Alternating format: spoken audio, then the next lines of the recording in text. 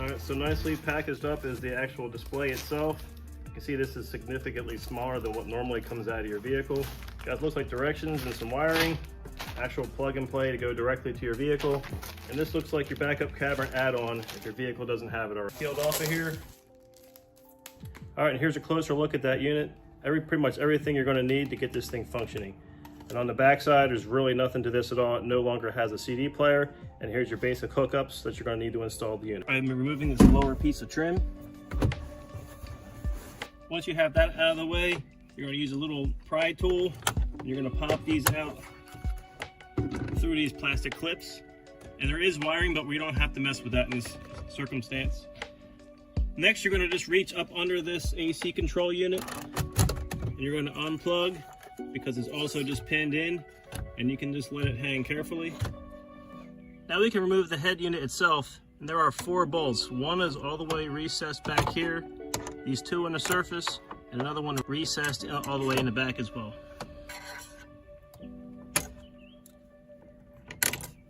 Now that we've removed all of the 4 lower bolts, that releases the lower half of this head unit.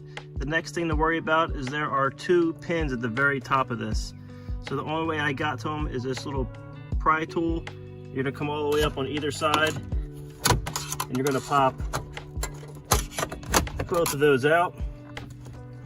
Now this gives you access to remove the head unit. Now you want to unplug the 6 wires plugged in behind it. And we need to remove these yellow clips and reinstall them on the new stereo system. I go with. Now, simply enough though, the main plug is this black one here, and this will connect to this main inlet right here at the back of the head unit. All right, the next thing up is a Wi-Fi antenna. This is to connect it to your smartphone, and this is simply enough. This threads right onto this connector right there. And this has self-adhesive, so you'll put this somewhere underneath your dashboard. And in the last bag, this is all your auxiliary wires. Now, if you're using like an external subwoofer, these are all the things you're going to use, and it's easily enough connects right into the back of this, and they're all dummy proof. They'll only fit in the location that they're required to go in. And luckily, at any point, if you get confused by the wiring, right here in the instruction manual has a really quick way to identify and determine which wire you're actually needing. All right, so now that we're back inside the truck, this is the main wiring harness. We're going to connect all these white connectors over to these Toyota connectors, and then on this side, we'll go to the new head unit.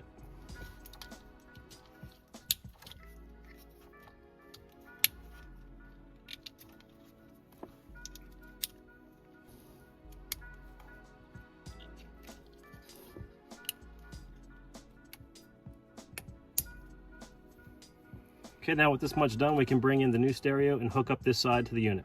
And I was planning on transferring these mounting brackets from the original stereo over to the actual base of this new head unit. Now, the space to go from there to there was not enough, so I had to come in with these extra brackets. These are radio installation brackets. I'll leave a link in the description, but they're only $7. And what you'll be able to do is bolt this to the side of the head unit, and then I'll be able to come back over and transfer these over to this bolt plate. All right, the lower 2 mounting brackets, you can see the OEM ones are bolted in there. Now when we look underneath, those are my extension brackets, and you can see where I marked in blue. That's where it should bolt through to the original OEM brackets. So all I need to do now is drill where I've marked, and we can bolt these 2 brackets to each other. Okay, you can see the blue lines where I marked. I got 2 holes that is punched in there. Now when you put this back on here, it lines up just like that. So I'll run some bolts in there, and we'll be able to mount this in the car. Okay, back in the car now, we're going to reestablish all of our connections.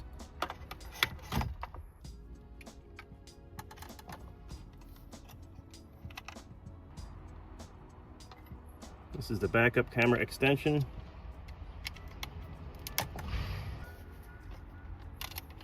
Now we can lower everything into place.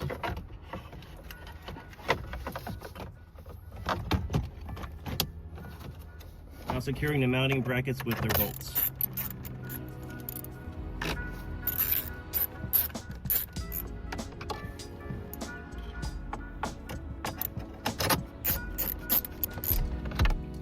All right, now that all that's nice and secure, we can put all the gauges and trim back on.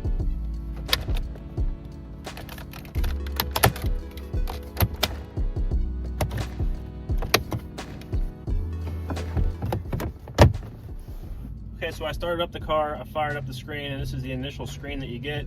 It says my Bluetooth is disconnected. You can go over here to your Bluetooth devices and you can pick the settings that you're looking for. And in this case, restart Bluetooth power, hit home. Now we'll now say Bluetooth connected. And these are all the screens that lets you know everything that's on your phone already. So you can go over to your Spotify, YouTube, and Netflix. Now it won't let you play it initially. You have to be connected to a network, which you can easily bypass. Now the next thing you need to do if you want to get over to the Apple CarPlay is called Z-Link 5. So you click over to that and it brings you over to your normal screen. So I normally run Waze, so this is my mapping program. It's working flawlessly. It picks me up right where I'm at. And I click on Pandora. I will pick on some Ghost. Okay, so that's actually playing. I cannot put the volume on because I'll get hit with all kinds of copyright infringements, so we're going to skip past that. The next thing you can do, you click on the band here. It'll automatically bring you over to your AM/FM radio, and you'll hear the static. I can go to my presets, which I have not set yet. So it works. Now another function test, we'll put the truck in reverse, and you can see it's automatically giving me my reverse camera without any difficulty. Moving over to this mode button here, this mode selections, you click radio, it'll go over to your Bluetooth settings. I don't know what that is, it's pretty much your music. Now this video one is pretty cool because it's already downloaded a video. Now you can run anything off of your unit through this app. So you're already getting audio and a really nice looking screen.